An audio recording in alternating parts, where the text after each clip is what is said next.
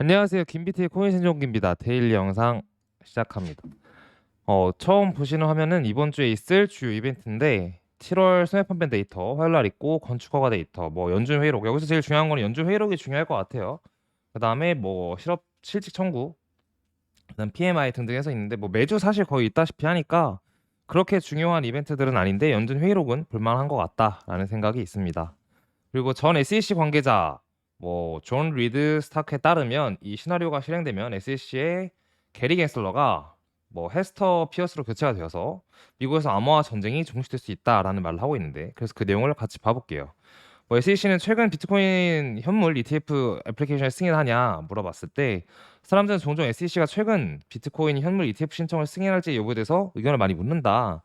뭐 대부분 가장 중요하게 생각하고 있는 게 현물 ETF잖아요. 근데 선물이랑 현물이랑 다른 점은 현물 ETF를 상품을 취급하면서 판매하기 위해서는 그 ETF를 만들어낸 어떤 회사, 특히 예를 들면 블랙락이나 뭐 아니면 아크인베스트먼트 이런 데가 요새 신청을 했는데, 발키리도 그렇고 그 회사 자체 상품에서 비트코인을 가지고 있어야 현물 ETF를 어쨌든 팔 수 있다라는 관점에서 누군가는 가지고 이걸 홀딩하게 된다라는 관점이 생깁니다.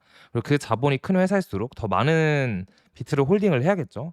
뭐 물론 그 현물 ETF 이후에 또 누군가가 현물 ETF를 사고 파는 과정에서 또 비트를 팔 수도 있지만, 어쨌든 산 다음에 파는 것과 뭐 선물 거래는 사실 없어도 공매도가 있는 것처럼 아무데나 팔고 사고 할 수 있는 거랑은 차이가 있죠.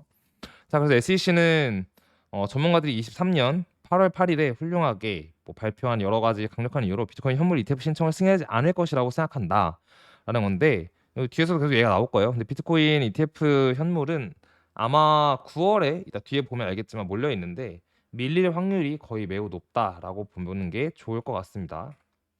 그리고 SEC 암호화폐 단속은 공화당이 임명한 SEC 의장 뭐 제이 클레이튼에 의해 시작되었고, 클레이튼 의장은 맹렬하고 끈질긴 암호화 비평가로 활동을 했고 반암호화 연설 및 의회 증언에 대한 단연간 막대한 실적을 자랑한 동시에 광범위한 획기적인 암호화 관련 집행 조치 및 공격적 포괄적인 SEC 암호화 규제를 했다라고 말을 하는데, 이거는 이제 옛날 공화당 SEC 의장이 그랬고 그걸 이어서 지금 민주당 바이든의 게리 겐슬러 또한 그러고 있다라는 건데, 뭐 아시다시피 게리 겐슬러가 옛날에 MIT 대학교에서인가 대학 강의를 나갔을 때 뭐 암호화폐에 대해서 엄청나게 호의적이고 친화적으로 얘기를 했는데 SEC 의장이 되고 나서부터는 약간 얘기가 반대로 하고 있죠.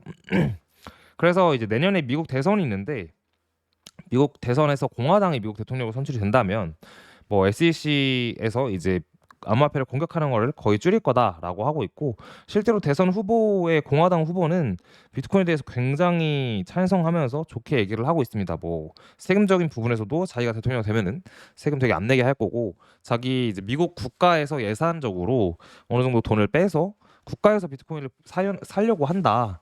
이제 그런 얘기도 나오고 있습니다.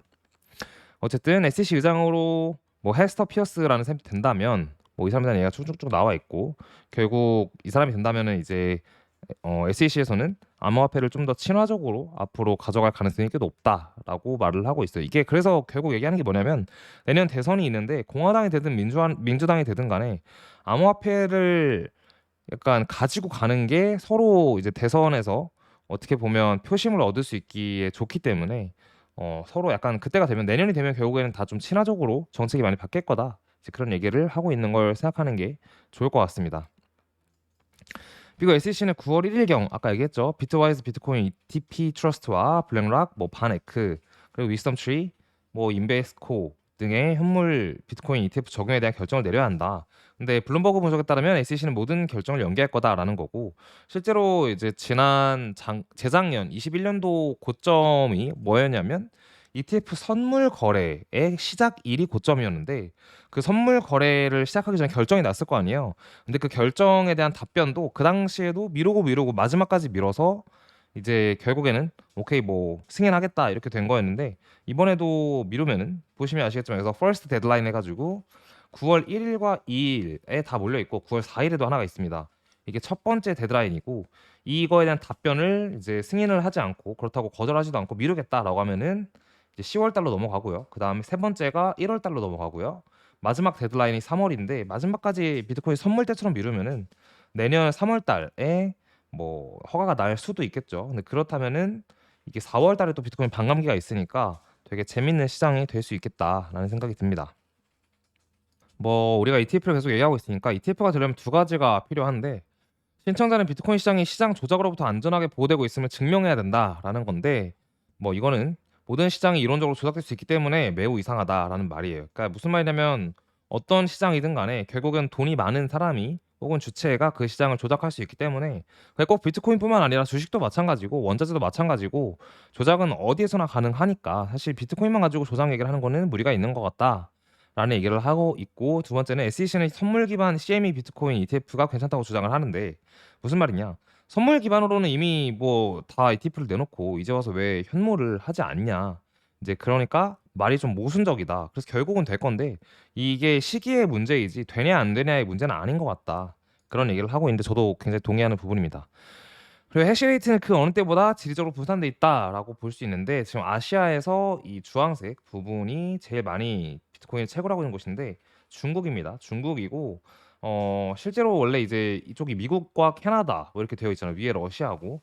근데 원래 보다 보면 이게 거의 이제 옛날에 21년도 전까지는 미국이 이렇게까지 강하진 않았어요. 거의 다 중국에 집중돼 있었고 위에 러시아랑 이렇게 돼 있었는데 중국 쪽에서 채굴에 대한 금지를 좀 하면서 미국으로 많이 넘어간 모습이고 실제로 요새 미국 텍사스나 뭐 이런 데서는 굉장히 많이 마이애미도 그렇고 비트코인을 밀어주고 있기 때문에 채굴 회사들이 많이 분포되어 있다라고 볼 수 있는 것 같아요. 마침 이거 해시레이트에 따라서 이따가 해시리본을 같이 보실 텐데 해시리본 또한 바이의 시그널이 떴기 때문에 같이 이따 설명을 드릴 테니까 영상 끝까지 봐주세요. 그리고 2017년도에서 19년도 사이에 10비트에서 100비트 보유자의 움직임이 이 빨간색이고 이게 초록색은 가격이거든요. 그리고 20년도부터 23년도 10비트에서 100비트의 보유자의 움직임이 있는데 결국 이 10비트에서 100비트를 가지고 있는 사람들이 이제 어떻게 보면 트레이딩 관점에서 좀 잘하는 것 같다라는 거고 이 고점일 때 개수를 줄여서 이제 시장에서 떠났고 다시 가격이 떨어질 때마다 사가지고 결국 이 하락장 끝에 초록색이 이제 아래로 가면 가격이잖아요. 가격이 바닥일 때부터 사가지고 꾸준히 사서 상승할 때 또 파는 게 이 사람들인데 이번에 또한 마찬가지로 이제 고점 처음에 21년도 4월 고점에서는 많이 팔았고 그다음 반등장에서 조금 사나 싶더니 하락장 오니까 다 팔았고 결국에 이제 가격이 루나 사태가 일어났을 때부터 사서 FTX 사태 때도 사서 지속적으로 매수를 하고 있다. 그러니까 이 사람들이 사는 매수의 그 레인지는 뭐 비트코인 1000달러, 10,000달러의 그런 레인지가 아니라 15,500달러부터 31,800달러까지 지속적으로 사고 있는 것 같다라는 얘기입니다. 결국에는 그러니까 이 사람들이 많이 사면은 시장에 장기 투자를 하면은 나중에 장이 좋아졌을 때 매도 압력이 줄어들고 결국 장이 정말 좋아졌을 때 팔기 때문에 지금 뭐 저점에서 사고 있는 것 같다 이렇게 해석하면 될 것 같아요. 저희 유튜브 채널이랑 뷰가 좀 비슷한 것 같아서 가져왔는데 일단 이번 첫 반등이 계속 진행이 된다면 42K가 오고 그다음 조정으로 36K, 그다음 48K까지 찍고 이게 올해까지의 시나리오고 그다음에 33K까지 또 다시 조정 줬다가 57K 뭐 48K 뭐 이렇게 할 것 같다라는 건데 결국 이 사람이 말하는 거는 26년도 전까지는 300K까지 갈 것 같다. 3만 달러. 지금 환율로는 거의 한 3억 9천만 원이죠. 뭐 저는 사실 3억을 넘는다는 건 아직은 와닿지는 않는 것 같아요. 저는 생각보다 제가 보수적으로 얘기를 하는 편이라서. 근데 어쨌든 이 앞에 부분이 좀 비슷하게 생각하는 것 같아서 가져왔습니다. 이 또한 이제 방금 전 자료랑 되게 비슷한 패턴인데 이거는 이제 17년도 하고 19년도니까 지금 21년도 하고 23년도를 봤을 때 비슷한 패턴으로 간다면 이렇게 갈 수 있다는 건데 사실 패턴상으로 봤을 때 원래 19년도에 이 불장, 그러니까 미니 반등장이랑 지금이랑 비교를 했었는데 그동안 이거랑 그림이 좀 많이 달라진 것 같아서 이렇게 비교할 수는 없는 것 같은데 어쨌든 이런 장세 분위기는 비슷하다라는 거고 이 와중에 리플이 요새 뭐 자꾸 하고 있어요. 보면은 아마존 AWS의 파트너가 되었다고 하는데 가격에는 반영이 안 됐더라고요. 어쨌든 아마존이랑 파트너가 되었고 또 이게 오늘 마지막 자료인데 리플은 XRP 레저에서 CBDC를 개발하기 위해 뉴질랜드 중앙은행과 또 협력을 하고 있고 생각보다 리플 네트워크를 사용해서 많은 CBDC가 돌 수 있겠다라는 생각을 하고 있는 요즘입니다. 차트로 넘어갈게요. 일봉 차트인데 일봉으로 보면은 약간 아침에 심장 덜컹하셨던 분들이 있을 것 같아요. 보면 위에 이 저항선의 추세에서 다시 리테스트를 하고 이걸 뚫었으니까 뚫고 나서 리테스트를 하고 반등을 할 수 있다라고 보는 관점과 저희 채널에서 이 검은색 두 개의 지지선을 보고 있는데 첫 번째 지지선이 하단으로 여기서는 꼬리를 지켜줬으나 이번에 하단으로 떨어지나 했으나 다시 갑자기 올라서면서 몸통으로 지지가 될 것 같은 모양을 일단 오늘 하고 있습니다, 현재. 그리고 아까 말씀드린 해시 리본이라는 차트를 예전 영상부터 계속 해시 리본이 나올 때마다 설명을 드리고 있는데 뭐 적중률이 굉장히 높다. 장기적으로 봤을 때 필승이다. 뭐 이렇게 얘기를 저희가 했던 것 같아요. 근데 댓글 볼 때마다 뭐 100%인 지표가 어딨냐 그런 말씀을 하는데 사실 거의 100%에 가깝긴 해요. 뭐 눈이 있으면 사실 알 수 있는 내용인데 댓글로 가끔 그런 얘기하는 거 보면은 눈이 없는 건지 뇌가 없는 건지 모르겠지만 보시면 알 거예요. 옛날부터 차트 보시면. 그래서 바이가 떴을 때 저희가 얘기하는 거 뭐 당장 오늘 내일 오른다라는 얘기가 아니라 3개월에서 6개월의 기간을 뒀을 때 어쨌든 지금 가격보다 최소 30% 이상 올라 있다라는 게 확률적으로 95% 이상의 확률을 보이기 때문에 가장 적중률이 좋다라고 얘기를 드리는 거거든요. 그래서 뭐 이거는 제가 얘기를 하는 게 아니라 방금 얘기했다시피 사실 눈이 있으면 알 수 있는 내용이라 한 번씩 확인을 해보시는 게 좀 더 편할 것 같아요. 그거는 이렇게 확인을 한다는 거는 뭐 저한테 도움됐던 것도 아니고 여러분들한테 도움이 더 되고 기억에 남는 거기 때문에 확인해 보셨으면 좋겠습니다. 차트상으로 특이점은 별로 없고 보면 결국에 이 지지선을 잘 지지하냐의 문제인 것 같은데 아마 하시리 분이 바이가 뜨는 시점이라 그리고 변동성이 꽤 많이 죽어 있는 시점이기도 하고 지난주 주봉이 사실 도지 캔들이 나왔는데 꽤 괜찮은 캔들이에요. 그래서 이번 주에 반등이 나와준다면 추가 반등으로 이어갈 수 있다. 이렇게 생각하면 될 것 같습니다. 오늘 영상 여기까지 하겠습니다. 감사합니다.